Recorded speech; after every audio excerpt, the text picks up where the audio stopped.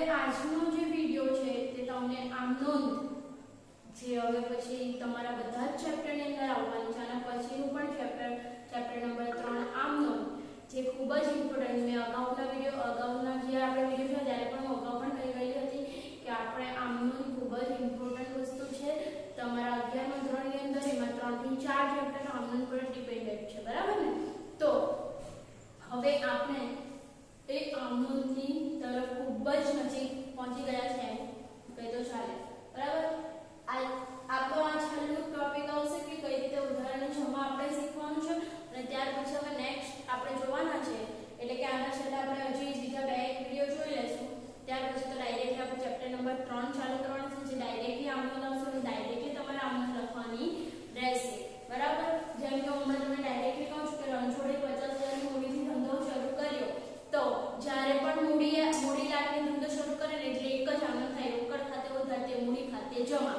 આવું ડાયરેક્ટલી બોલી ગઈ તમારે હવે પછી આ બધા વિડિયો જોઈને હવે ડાયરેક્ટલી આ રીતે આનંદ લખવાની રહેશે તો એના માટે ખૂબ ઇમ્પોર્ટન્ટ છે આ વિડિયો આજનો ઉદાહરણ નંબર 10 ઉદાહરણ નંબર 11 ખૂબ જ ઇમ્પોર્ટન્ટ છે તો ખૂબ જ શાંતિથી આપણે શીખી લઈએ જેથી તમને આનંદ ડાયરેક્ટલી ફટાફટ તમે કરતા શીખી જાઓ બરાબર તો એના માટે ફટાફટ આપણે અત્યાર સુધીનું જે પણ કઈ ડિવિઝન હતું જે જોઈ લઈએ કે રોકડ અને ઉધાર વ્યવહારની ઓળખ આપણે કઈ રીતે કરતા હતા તો આપણે એમાં ફર્સ્ટ જોયું હતું કે રોકડ અને ચેક શબ્દનો સ્પષ્ટ ઓળખ તો આપણે ખબર પડી જાય રોકડ છે ત્યાર પછી રોકડ અને ચેક શબ્દ નથી પરંતુ વ્યક્તિનું નામ છે તો વ્યક્તિનું નામ હોય તેને ઉધાર સમજી લેવાનું અને થર્ડ આપણે જોયું કે વ્યક્તિનું નામ છે છતાં પણ આપણે વ્યવહાર પરથી એમ સ્પષ્ટ થાય છે કે રોકડ આવે છે કે જાય છે બરાબર તો જ્યારે આપણે કયો વ્યવહાર સમજવાનો રોકડ બરાબર રોકડ આવે છે કે જાય છે આપણે શેના પરથી ખબર પડશે કે મળ્યા ચૂકવ્યા બરાબર એવા કોઈ શબ્દ હશે તો જેના પછી આપણે ખબર પડી જાય કે રોકડ આવે છે કે જાય છે તેને આપણે કહીશું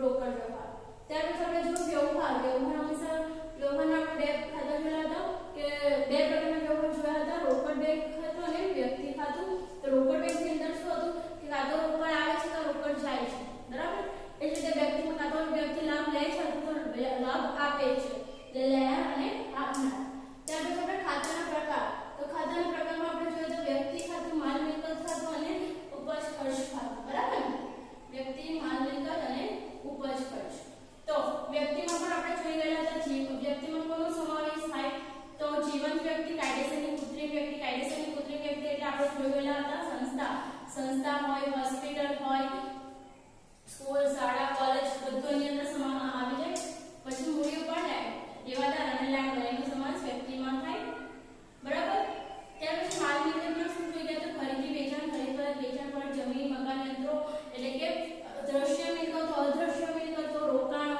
રોકડ સિલક બેંક સિલક એ બધું કેમાં આવે માલ મિલકતમાં આવે અને ઉપજ ખર્ચની અંદર તો ખર્ચા અથવા તો નુકસાન અને ઉપજ કેટલા આવે એટલે કે આવક બરાબર તો આ બધું આપણે જોઈ ગયા હતા એના પછી આપણે જોયું હતું કે ખાતાના પ્રકારો કરવાના હતા કે તમને ખાતા પરીક્ષાની અંદર તમને બધા ખાતા એક સાથે આપી દેવામાં આવે અને ત્યાર પછી એને કહેવાનું ખાતાઓનું વર્ગીકરણ કરો તમારે 3 ભાગ પડે ને ખાતાનું વર્ગીકરણ કરવાનું હોય છે આપણે અગાઉના વિડિયોમાં જોયા જ ગયા બરાબર તો સેમ આ જે વર્ગીકરણ છે એના પરથી જ આપણે આજે મોસ્ટ ઇમ્પોર્ટન્ટ વસ્તુ જે જોવાના છે કયું ઉધાર જમાના નિયમો આના પરથી જ છે આપણે અહીંયા જોયું ને કે રોકડ અને બેંક તો રોકડ બેંક એ કેમાં છે માલ મિલકતમાં આવે રોકડ બેંક માલ મિલકતમાં આવે રાઈટ ને આ જો અહીંયા લખ્યું છે રોકડ સિલક બેંક સિલક તે માલ મિલકતમાં આવે તો અહીંયા આપણે શું લખ્યું આવે અને જાય તો આવે તો ઉધાર જાય તો જમા બરાબર તો સેમ વસ્તુ તમે ફક્ત આ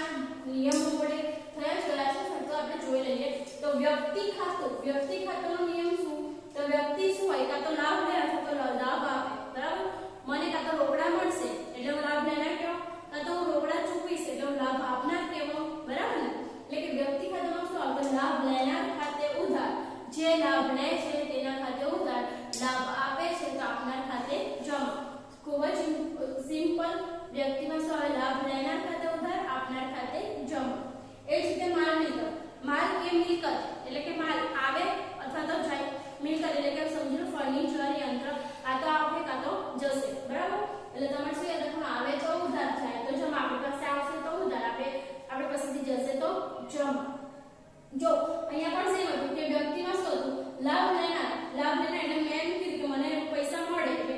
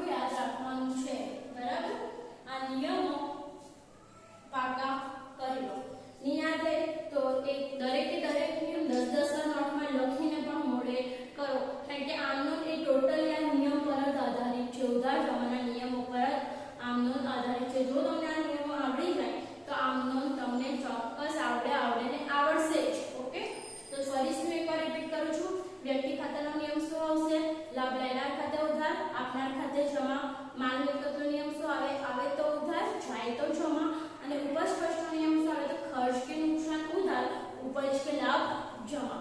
બરાબર. ચલો તો હવે આપણે દાખલા નંબર 10 ની શરૂઆત કરીએ. એમાં આપણે જોઈશું નંબર 1.